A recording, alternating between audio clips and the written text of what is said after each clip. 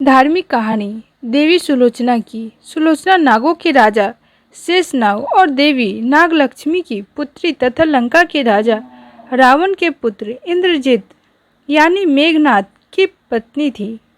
शूर्पणखा का नाक राम भगवान के छोटे भाई लक्ष्मण द्वारा काटा गया। इस बात का बदला लेने के लिए शूर्पणखा के भाई रावण ने भगवान राम की पत्नी सीता का हरण कर लिया।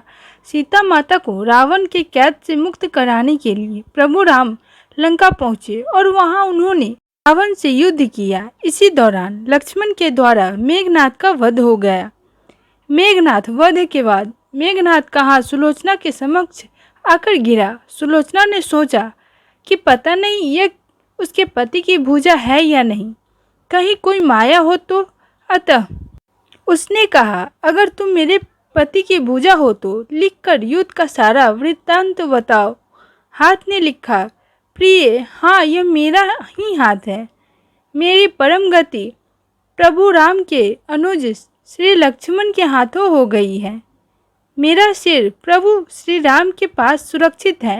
मेरा सिर बजरंगबली जी ने रामचंद्र के चरणों में रखकर उसे वैकुंठ प्रदान किया है। सुलोचना ने तय कर लिया कि समय आ गया है कि मुझे अब सती हो जाना चाहिए, किंतु पति का शव तो रामदन में पड़ा हुआ था, फिर वह कैसे सती होती। जब अपने ससुर रावण से उसने अपना अभिप्राय कहकर अपने पति का शव मंगवाने के लिए कहा, तब रावण ने कहा, बेटी, तुम स्वयं ही रामदन में जाकर अपने पति का शव प्राप्त करो। जिस समाज में बाल ब्रह्मचारी श्री हनुमान, परम जितेंद्रिय श्री लक्ष्मण तथा एक पत्नीवर्ती भगवान श्री राम विद्यमान है, उस समाज में तुम्हें जाने से डरना नहीं चाहिए।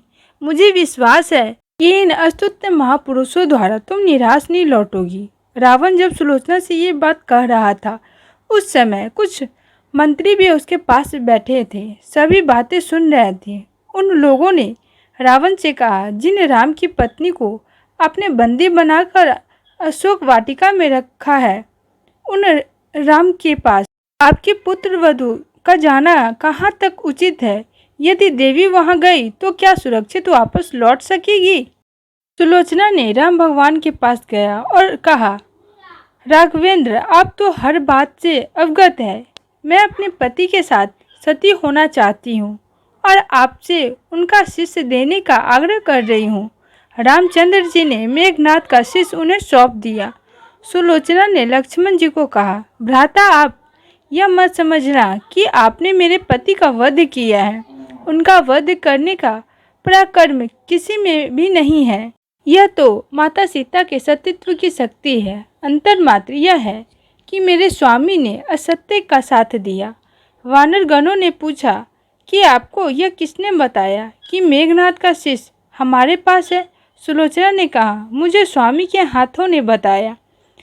इस बात पर वानर गणों ने हंसने लगे और कहा कि ऐसे में तो यह कटा सिर भी बातें करेगा। सुलोचना ने प्रार्थना की कि अगर उसका पति व्रत धर्म बना हुआ हो तो वह सर हंसने लगे और मेघनाद का सर हंसने लगा। ऐसे दृश्यों को देखकर सबने सुलोचना के पतिव्रता का सम्मान किया। सुलोचना ने चंदन के सैया पे अपने पति के शीश को गोद में रखकर अपनी आहुति दे दी।